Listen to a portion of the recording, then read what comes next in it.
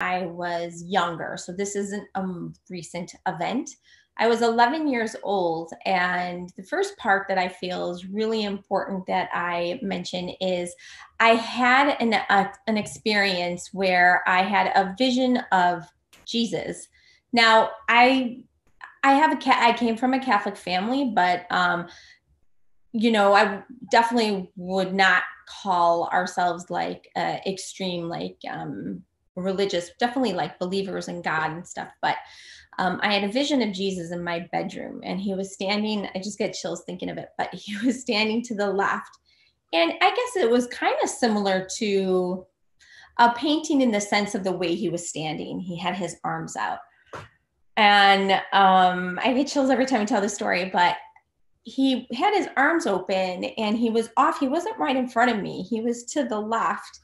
And I'm looking, and this is the strange thing when you have visions. And I don't know if other people have this gift, but I obviously, had somewhat of a gift ever since I was little. But in this particular moment, I was 11 and I saw him off to the side, and he said to me, but I could hear him, but his lips weren't moving. It was more of a telepathic, but not thought. It was actual. I could hear him. And he said to me, and he was very beautiful, and glowing. I don't think would be the exact description of what you think Jesus would be, but he definitely was Jesus because they come with their energy. So you know who it is.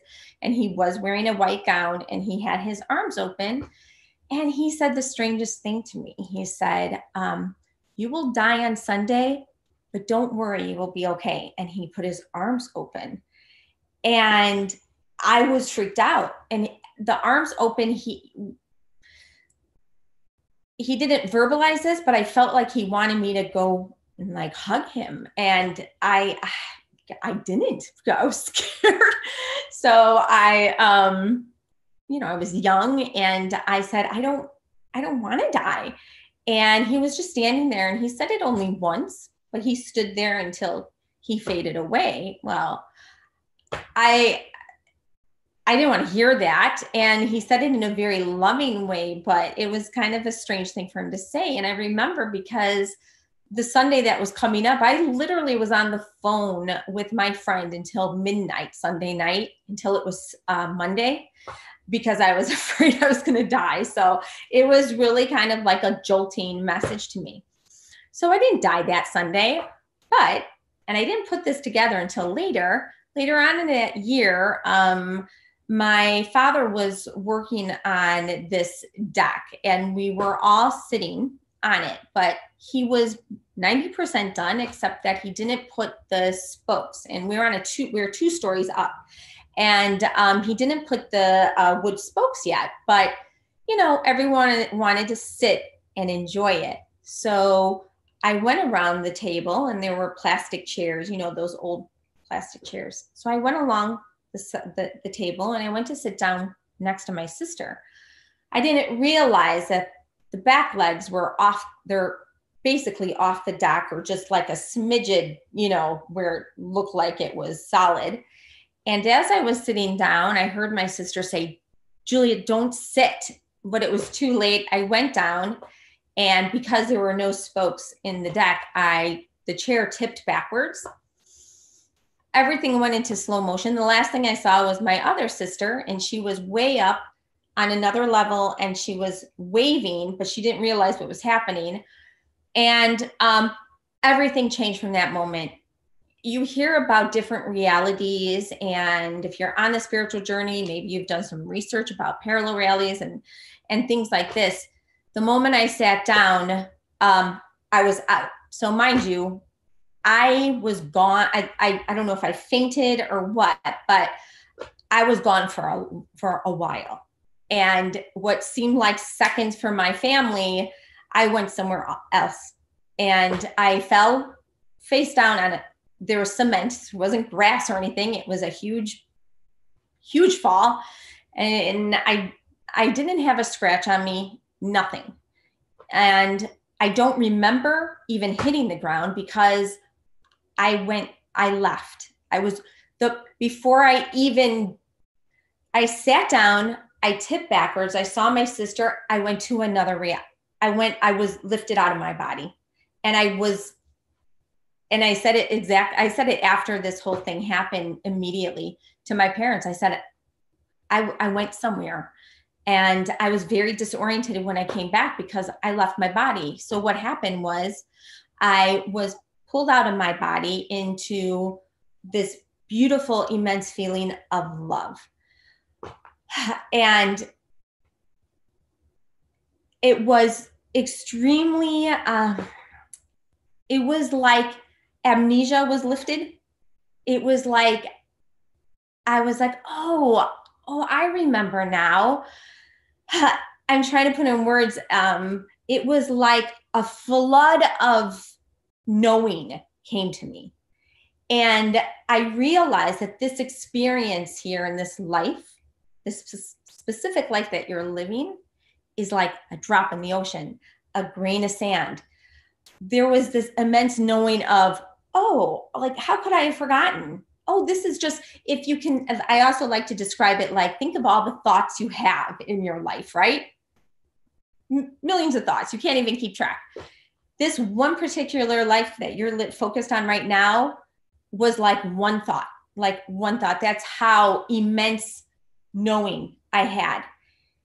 So I went to this place, and I don't remember all the details, but I would say I felt like I was gone for hours.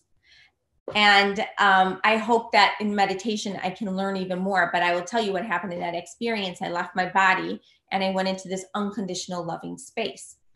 When I was about to have to go back into my physical body, all of a sudden I'm looking at my body, and I know that this loving energy is existing behind me. And I honestly can feel the love, like God's love, angels. I feel them behind me. But I knew, and this is the important part, try not to get emotional, but I knew that, like, if I turned to the light, which was very, very tempting to do. When I say tempting, it's like more tempting than anything you have ever felt. It was a draw, a pull, because the love was so pure and unconditional, and not even love, but it was like your home, your real home. So to not turn and surrender to that all is well, loving energy, it was hard. But, and this was my soul journey, obviously, I'm looking at my body, and now I'm way up. So my body's actually pretty small at this point. And I'm looking up, and because what I understand on my spiritual journey now at my age is that we have purpose, and when it's not your time, it's not your time. So I'm looking at my body, and the weirdest thing was I was repeating over and over. And mind you, I'm 11 years old, okay? And I was looking at my body, not going to turn around, even though I loved the energy. My soul knew that my work wasn't done. I was kept keeping a contact with my body, with my physical, with my eyes. I was looking at my body, and I knew if I turned away from looking at my body, that would be it. I wouldn't be able to resist it. It's not like something's going to snatch me and force me from, it was my own self that wouldn't come back, because I knew that was just too much love to resist. So I was staring at my body, and I kept saying, at 11 years old, I kept saying, I'm not done with them yet. I'm not done with them yet. I'm not done with them yet. So I was talking about my family. At 11 years old, I knew that my purpose in their life wasn't over yet. And that was what I was saying over and over and over.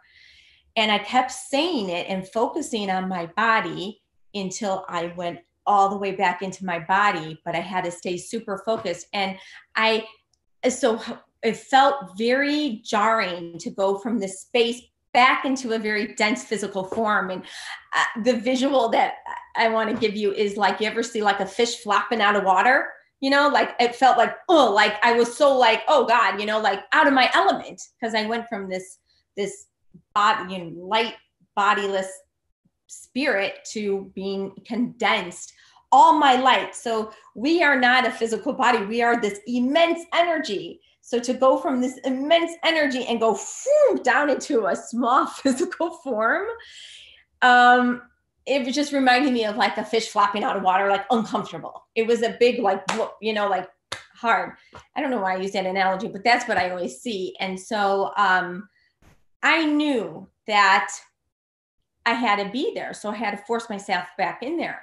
But the moment I opened my eyes, I see my family rushing to me, and my mom was screaming, I can't look at her. I'm not going to, because she assumed I was dead, or my brains were, you know, blown, you know, I mean, I should have had a cracked skull, you know?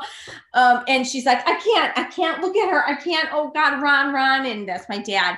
And I was calling my dad Daddy, which I thought was interesting because I never called him Daddy in my life. But in that moment, I said, Daddy, I went somewhere. I said, I went somewhere. I was gone for a long time. There is more that I experienced, but I have to realize that what I do remember was the key of what I felt later in my journey that I had to share with others. And that is, there's no death. There is transition. And this experience, I just hope I can say these words, and this experience is beautiful. And I don't want to take away the importance of everything that's happening, because it is all important. But at the same time of it being super important, it's super minute. It's super very little compared to who you are, what you know, and what you are a part of. You are part of this huge, immense, universal, loving energy that is who you are. And this idea of death, the word death, the idea behind it is 100% coming from a human standpoint, a human perspective. There's no such thing as death. I know it. It's ironic because really, it's almost as if you wake up when you die. You have this, whoa, oh my God. You know, if you imagine someone coming out of a coma and be like, oh, I remember who I am and stuff, that is what it's like. So to die is to wake up. And I realized what a blessing this was for me, because I know that there's no such thing as death. So it allows me to live my life fully, enjoy this physical experience, because it is a blessing to journey here on earth in this physical reality. I personally feel we're healing a planet, we're healing each other, we're healing Mother Earth. We're here to make a difference. But is this the all in all? Is this everything? 1000%? No, it's not. It's not. Are we here to remember that we are one? Are we here to remember that love is the answer? That the love that resides within me is the love that resides within you, and what connects all of us? Yes. I know that the light that I felt behind me, pulling me back to become one with it, I know that light is within me still in a physical form, and it's within all of you. And so now what we have to do is find a balance between having this physical experience and being our divine, loving God, extension of God light. And that is, I feel, what will serve us best as we journey here, if we can stay in balance. We do need to be in this physical world and do physical things that sometimes are uncomfortable, but if we can do it in balance with our light, everything will flow. And it is our light that connects each of us together. And right now we're going through some dense stuff. So I think it's pretty amazing, if you think about this, that we all have called forth this experience at this specific time on earth to be together, to heal. It's just, to me, I know there's a lot of sadness, and I'm not disrespecting all that's going on, but at the same time, we have to recognize this is beautiful and this is divine. And the fact that we are all here journeying together at this very crucial time, I don't think we should take that for granted, or should we let it pass us by.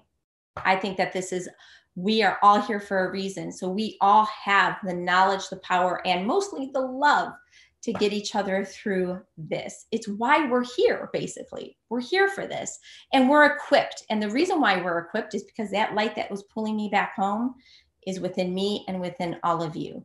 And when it is our time to transition from the physical world back to our home of all loving, endless energy in which who you truly are, you will feel the peace. You're going to have that moment. You're going to unite with your loved ones because we're all in that loving space.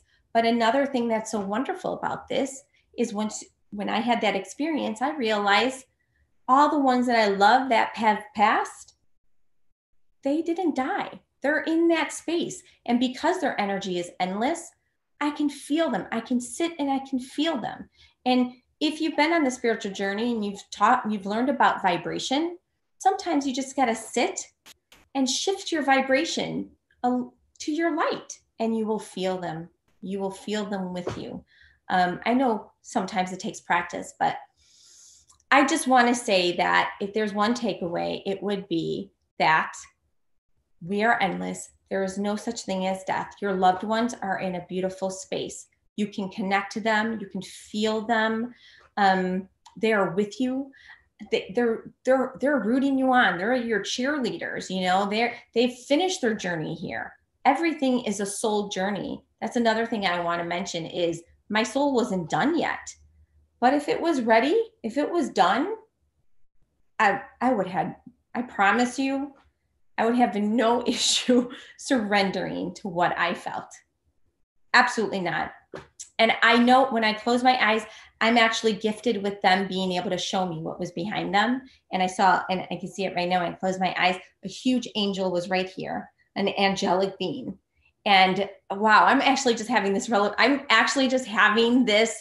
realization in this moment that was probably my angel that's journeyed with me my entire life. Yeah, I mean, I'm just having that realization. And every time I close my eyes, I actually go back to that moment and there that angelic being was. So my soul purpose was to have that experience.